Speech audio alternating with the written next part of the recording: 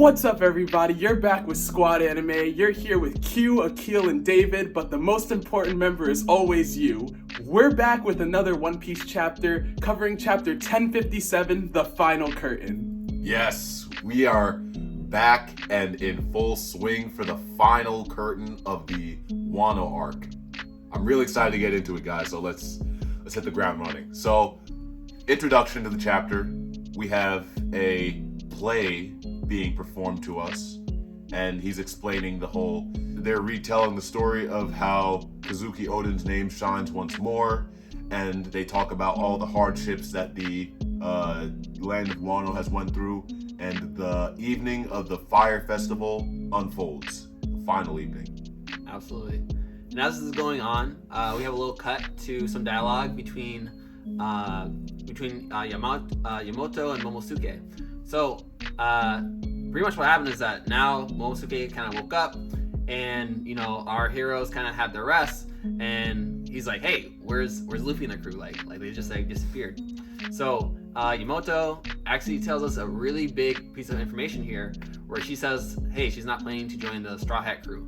I think this is just a huge surprise, because I think there was a lot of speculation about that Yamamoto would be the next member of the Straw Hat crew, and for her to say she's planning to stay, this is this is new, right? And she kind of says the decision is made because Oden also had spent a lot of time in Wano before he decided to go out on adventure, and she felt like right now wasn't the time, but she could see herself in the future possibly joining the crew. So this was big news to me. Yeah, I was surprised because, in the previous chapter in 1056, it was either 1055 or 1056, but Momo was saying that we don't need you guys here because we want to be able to protect Wano ourselves, right? Yeah. And I think that was a clear indication for Yamato to be sent. He said he wanted to go out and explore the seas as well, like Oden did. So I was just kind of surprised that Oda kind of double backed and made Yamato not decide to join the Straw Hats. What do you think, Akil? Yeah, Oda definitely faked me out. I think he faked out a lot of us, because everyone was convinced, especially when Yamato first met Luffy when they were in the middle of the fight, and he was like, "Oh, I'm Oden, and I'm gonna be joining your crew. I've already decided." And then for him to be like, "Oh, I'm actually gonna be staying in Wano for a bit," I was shocked. I was convinced. I was so sure, especially after Carrot got announced as the new leader of the Mink people. I was like, yes, this is because Yamato's joining the crew, everything's set up, it's perfect, and then this is how Oda fakes us out. He's like, yeah, you guys thought. Yes. That's true. And one of the discussion questions I have for you guys is, do we think somebody else will be joining the crew? But we're not there yet, so I'll save that for later. Let's continue with where we are in the story. So yeah, even Kinemon's a bit surprised. He asks, "Are you really content with this, Yamato?" And Yamato's like, "I'm welcome here, aren't I?" And he's like, "Yeah, of course. It's just that you said you made up your mind to be like Oden, so I thought for sure you were going with the Straw Hats too." And Yamato just clarifies, how David said, Oden started with a journey of Wano, and there's a lot that Yamato has missed out on, and Yamato is very thorough, I guess, in his desire to follow Oden's footsteps. And so he even says he's bound to make it out to sea sooner or later, so he's not even stressing about it. But this makes Momo incredibly mad, because he's like, you were able to tell them all of this, and he didn't even get to say goodbye. He was furious. He's like, oh, they snubbed us. They said farewell to everybody except for us. And he even has the flashbacks, thinking about everything that they've been through together up to this point. Their initial meeting, all the times that they clashed heads but agreed to help each other, and all the times that they agreed to form an alliance, all the times Luffy saved him and cheered him on and kind of helped him find the strength to fight for his country. And so I think he really does feel super betrayed that he didn't even get to say a goodbye to the man who he looked up to and felt was the reason he even got a chance to save his country. Absolutely. So this in turn makes Momo feel he feel like we joined together. Luffy promised him he's gonna beat Kaido. This happened, and now Momo's really taken aback, because he thought this was something more. He thought this was a stronger relationship. So right now Momo, he's kind of saying how he feels that Luffy's really heartless. He's just what was wrong? I thought we were friends. And he's kind of asking Yamato and Kinemon, hey, am I wrong for feeling this way? And of course, Kinemon is on the train. He's like, yeah, fuck them. Like you gonna disrespect my emperor? You gonna disrespect Wano? And so I thought that was kind of funny how he like kept his loyalty to you know his. You're gonna talk shit on my Wano. Shogun? Yeah. Nah, we gotta run the fade. Exactly, you gotta run the fade. And so then, you know, Kinemon's like, you know, depending on how like Luffy responds, you know, he gonna run this fade. Which, come on now. There's no way. If you couldn't be Kaido, there's just no way you're gonna be Luffy. But Yeah. whatever. And so, Yamato is trying to be like, hey, you know, maybe this is getting out of proportion. You know, like, you know Luffy, I know Luffy. But they're like, no, he humiliated us. This is disrespect on Wano. So, then we take a cut back to the port. We got Luffy talking to Law and talking to Kid. And so, as they're talking, we see that they see on a distance that Momosuke and the group is coming up. So this is where we kind of get the resolution of the conflict and realize, does Luffy have a problem with them, and who's catching this fade right now? Momonosuke finally catches up to the Straw Hats, and he's not happy. He goes right from dragon form back to human form and tackles Luffy to the ground. And he's like, Luffy, you bastard, what is the meaning of this? They're just not happy. Kinemon, Momo, you see that their emotions are running high. And then you see this really cool scene where Momo looks like he's about to bring down the wrath. And then he starts crying uncontrollably. He's like, please don't leave me. I don't want to be with you guys forever. I can't let it end like this. And then Luffy's like taken aback by his crying. Even Kinemon's like smacking his face. He's like, we were this close to looking dignified, and you had to go and embarrass us. He's like, I only managed to survive because you were there. And then, you know, all the other Straw Hats are getting kind of emotional too. Zoro calls it pitiful, which was my favorite part. And then Nami's like, cut him a break. He's still a kid on the inside. And then Luffy tells Usopp to hand him a certain item. And you know, Luffy reveals that they've been waiting all this time to leave because they wanted to give Momo this before they left. And he's like, even though you're a bit bigger, he knows what he's like on the inside and he can't play tough Shogun with him. He's like, you're a small, weak dummy, but I think of you like a little brother. And then it's revealed that what he gave him was a Straw Hat flag. And he says, when times are tough, look at it and remember your seafaring adventures and hang it up somewhere in Wano. And he's like, if anything big comes knocking, just point him to it and let him know that screwing with our friends is the same as screwing with us. And you know, at this point, Momo is still crying, but like I guess his these are like happy, heartfelt tears. He's like, does this mean I'm one of you? And he's like, and Luffy's like, doesn't even bother answering the question. He's like, that's such a silly question. He's like, if you guys ever want to be pirates, I'll come for you right away. He's like, just don't remember I won't have any weaklings on board. Yes. And it kind of steals Momo's resolve, and it looks like Kinemon's also happy as well, knowing that the people that they viewed as friends weren't so heartless as to leave without saying anything to them. It's such a fitting conclusion for their interaction, you know? So I wasn't left with any hard feelings after that. I'm really glad that he had attained another territory as a Yonko. But again, another discussion thing that I wanted to bring up was, is this really something that the Pirate King should be doing? And I'll get into why I think that the territories are kind of adverse to his goals later. But anyway.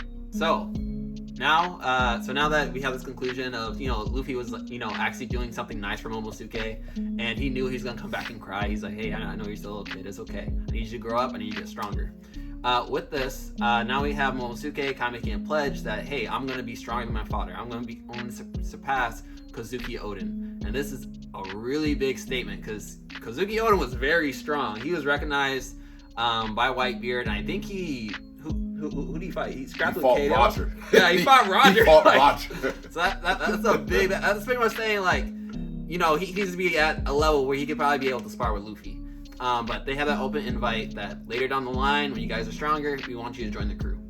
And also we have Yamamoto staying behind, which is, you know, she's probably the most powerful person on the island. He is the most powerful person on the island right now. Yeah. So that gives you a lot more protection. I find it funny that when he says he'll pass Kozuki Oden, Yamato's like, oh, you're talking about me? Yeah. As if Oden wasn't already beyond her as well. But yeah, let's continue with the Straw Hats now that we're finally back at the main port. Exactly. So now, Nami suggests, hey, let's go to Hakumai, because there's a port there, and they can finally get it down from this, it lowers the ships down because they're still on top of this giant waterfall. Yeah. And so, people are like, whew, yeah, it's good, let's do that. But it's never that easy. So Kid comes in, he's like, wow, you guys are going to take the port? What a bunch of wusses. And so, Luffy, he gets a little irked. And so does Law as well. And they kind of stop and they're like, what? We're no wusses. We'll show, Kid. And everyone's like, no, Luffy, no, this is not the time. This is not the time. But now Luffy's like, Jinbei, give me the helm. I'm ready. We are going. And so, with this, they all decide, hey, we're jumping off the waterfall. Head first. Let's go. Who's the strongest? And then in the final scenes, after they're going over the waterfall, the final closing statements, the might of the outlaws recruited by Lord Momonosuke and Kinemon made them akin to real-life Wisdom Kings. So, to give a bit of background, Akil looked into what a Wisdom King was. Akil, do you want to explain what a Wisdom King is for our audience? Yes, so Wisdom Kings are considered a type of wrathful deity in East Asian Buddhism. Not wrathful in the sense that they're necessarily evil, but wrathful in the strength that they are strong, and if you wrong them or wrong someone important to them, you're gonna feel it. They are considered the personifications of esoteric wisdoms and guardians of important people. And so I think that given their relation to Momo, who's now the Shogun of Wano, and how they supported him, I definitely do think that real life Wisdom Kings is a pretty fitting title for them. Couldn't have said it any better myself, literally. I had no idea what a Wisdom King is until Akil had told me. And their power descended like a wrathful tsunami, obliterating all in its path, just like the waterfall they're descending down. So even Kaido, the Dragon King, and the yokai possessed giant Orin, Big Mom, failed to withstand their assault. The heavens themselves were torn as painful streaks reverberated through the air, and during that chaos, Princess Hiyori was accosted by Hiroji, the snake that seemingly perished in the flames, in a last-ditch attempt for his spiteful vengeance. His gambit was thwarted by a single slash of Denjiro. I was really happy that Denjiro delivered the final cut, saving Hiyori, because it signified that he was cutting the last piece of the old Wano away and burning it to the ground, right? And then saving Hiyori, who represented the new Shogun. I think that it was just so great that they had their relationship continue because, Denjiro kind of kept track of Hiyori during the entire 20-year span throughout Wano. And the fact that he was there for her even in that last moment is just so fitting. Yes.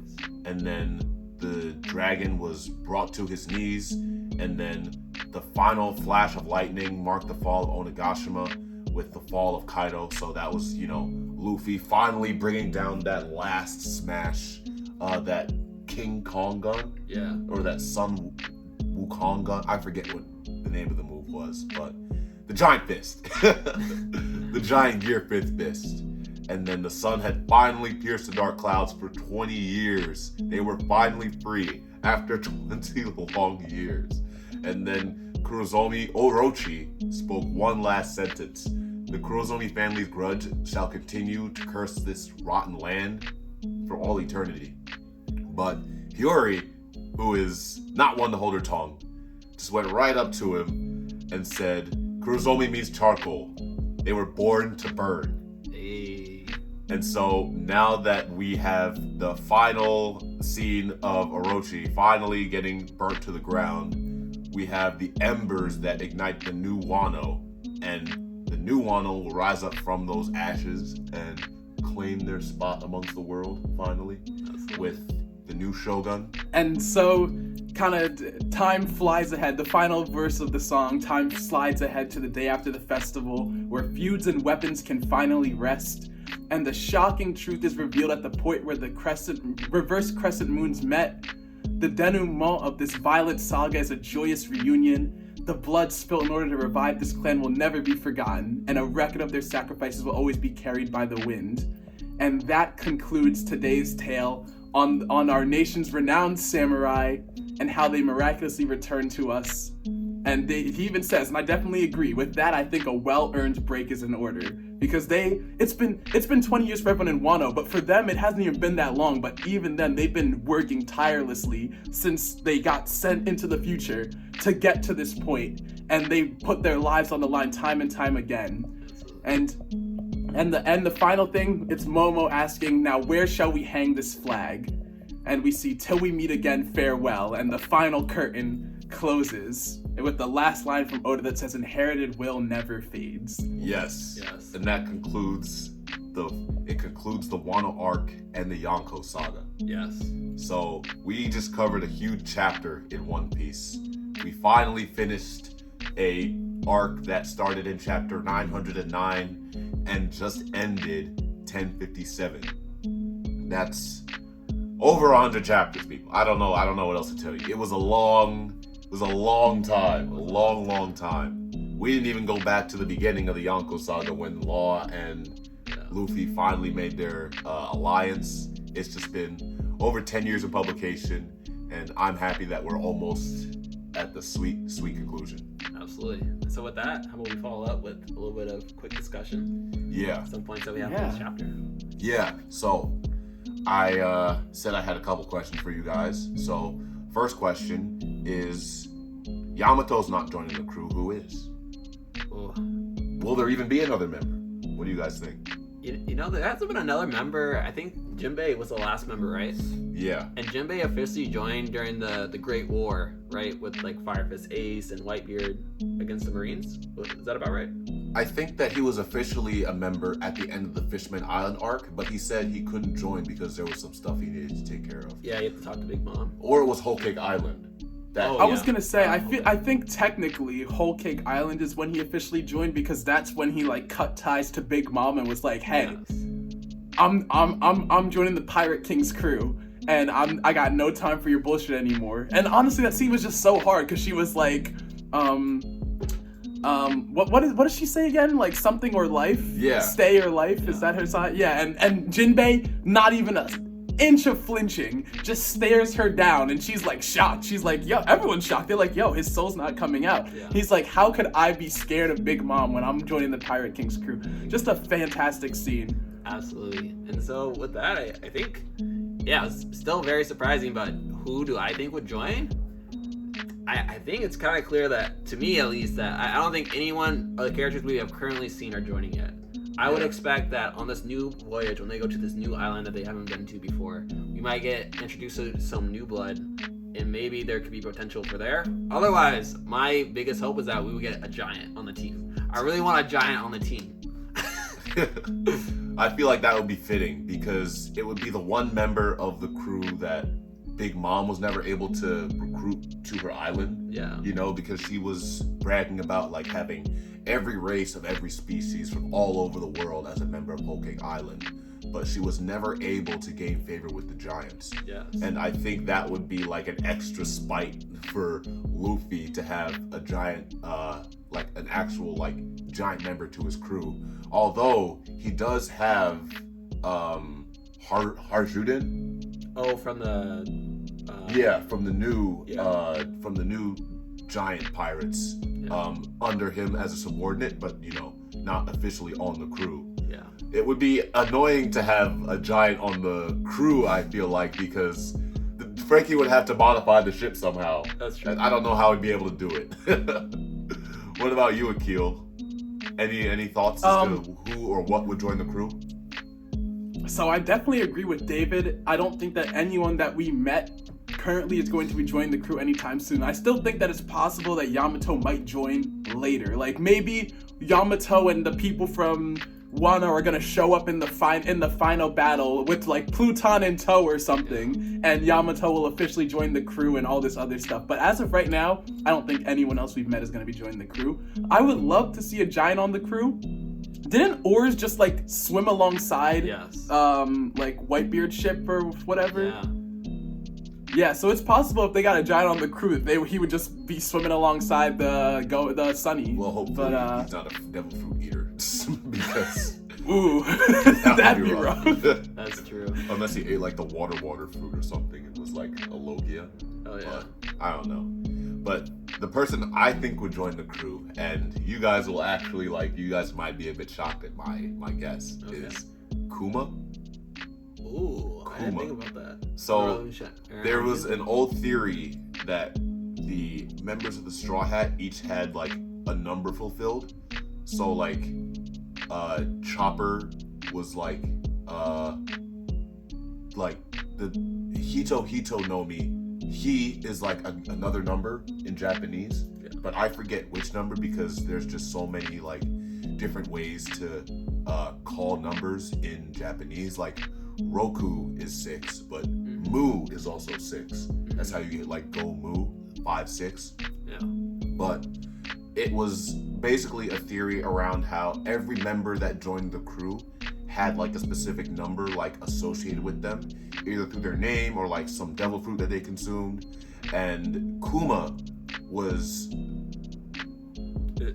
his fruit is the Niku no Mi, which is 9 or something like that. And there was a lot of predictions about him being another member of the crew. So I think that Sabo having rescued Kuma, I don't think it's far-fetched for Kuma to somehow end up joining the Straw Hats if not permanently, then just temporarily. But that's just a shot in the dark based off of the theory from years ago. So outside of Kuma joining, I have no idea who the next member of the crew would be. I would think it would have to do with someone on the next island, but if the next island is Elbaf, then it would have to be a giant, and I just don't know how they fit it. Maybe it would be a dwarf giant. Yeah. Someone tiny but mighty, Luffy. Like Boji. Have you seen King's Ranking? Yes, Ranking of Kings, yes. Yeah. We actually did a video on that on the channel. Check it out. So, shameless plug there. Yes. So I actually had a discussion question as well. Yo. What do you guys think is gonna happen to Kato and Big Mom now that they've been defeated? Because they weren't killed. Yeah. What happens to them now? Are they imprisoned? Do they just live their lives? What's gonna happen to their bodies? What's going on with them? So I don't think they're dead, obviously. Yeah. It would have said that, I think, in the manga, but One Piece never kills off any of the characters, except Ace. So with Big Mom and Kaido in some kind of unknown state, I would think that they would try to get their title of Yonko back. So their beef with Luffy and Law and Kid isn't over yet, but I'm just not sure when it would be rekindled. I would think that there would be some kind of huge war, and then they'd have to pick sides, and maybe then I could see some kind of conflict. But by then, who knows how much stronger Luffy would have gotten? Right. Maybe he would have gotten a Hanging Gear 5th by then, or maybe he would have ascended his haki to a level that Shanks is at. Right. That's what I'd be hoping for, but you never know. I just think it's funny that okay, so this is the way I think about it. I think Luffy took Kaido's spot in the Four Emperors. Yeah. And then Buggy took Big Emperor Mom's Buggy spot. to you. Emperor Buggy. Buggy-sama, I'm sorry. Buggy-sama took Big Mom's spot. So I think Big Mom's gonna be like, how did this clown, this literal clown, take my position? And she's gonna wanna do some investigation to figure out why that's the case. But what about you, Akil? So, first, I really want to believe that Kaido's actually dead. I know that they never gave us anything concrete, but between him taking his first real L ever, except for if you count him being part of the Rocks crew and the Rocks crew losing, but he wasn't even really around for that. I'm pretty sure we learned, right? In the flashback, he wasn't really present for when the Rocks pirates took their fat L. Yeah, I think Big Mom was looking for him, but she couldn't find him. She's responsible for giving him his fruit too. So. Yeah. But I was gonna say, between the fact he took his first L ever, and then got knocked into the ground, fell into lava, I really want to think that he got what he wanted. He always wanted to die. I feel as though if anything would kill him, that could be it. I want to believe that he's just dead and gone, but you're right. One Piece doesn't really kill people off like that, so if he is alive, I have no clue what he's on. Maybe he's just depressed and drinking his sorrows away until he passes away for real. But Big Mom, all I know is that she is definitely coming back with a vengeance, not even just for Luffy. Like, remember when she, like, fell off the island after Law and Kid knocked her down? The look in her eye as she said that she wasn't gonna let that go makes me think that she is going to be hunting them down to take them out and then come for Luffy because he got an Emperor spot. Yeah, I am afraid to see what Big Mom's wrath has in store, because, you know, her being the sole soul fruit user, she can bring any number of inanimate objects to life. Yeah. Well, I mean, with the exception of like sea stone maybe, but it would be interesting to see what move she decides to make, and I think it would be interesting to see what Katakuri decides to do after learning that his mother's no longer an emperor. Like, does he go out and start assuming the mantle of Big Mom leadership? That's true. There's just a lot of questions. Honestly, that's a good question. I feel like if she's still alive, Katakuri's allegiance is definitely still heavily with her. Yeah. So I think maybe he might just take over, like, running the day-to-day, but won't make any big moves until Big Mom comes back. But yeah, I wonder how Katakuri feels knowing that Luffy made Emperor as well, considering that he saw something in him in that fight and he, like, fell down and gave Luffy the L because he could sense something about Luffy that, like, made him be like, this guy, he has what it takes, like, and just kind of let him go. So I wonder if maybe he's secretly smiling looking at the news that Luffy managed to win against Big Mom and Kaido. Yes. Big News Morgans is I don't know, man. He's definitely I don't even know what to say at this point. Let's just continue. Alright. What else you got for us? So my next question for you guys is, now that Luffy has obtained a new territory, with it being Wano, so he has Fishman Island and Wano, do you guys see him possibly adding Elbaf to his list? But also, with him claiming these territories, is he kind of going against his desire to be free? Because now he has responsibilities with these territories, and if they come under attack, you know, either him or some member of his Grand Fleet have to go and take care of business. So it's like, if he's like this close to like reaching the One Piece, and then, hey, Fishman Island's being attacked by Blackbeard. Right. Oh, guys, we gotta go back. Like, what? I would lose my mind if he was like one island away from Laugh Tale, and then we have to go all the way back to Fishman Island. Oh, yeah. You know what arc I hate the most? Fishman Island arc. It was just so annoying. Okay, it's like Fishman Island and like Long Ring Long Land. Not Long Ring Long Land in the manga. In the manga it was short, but in the anime it was just too drawn out, I feel like. But Fishman Island, you got like you had a bunch of fodder villain characters that weren't really able to challenge the Straw Hats.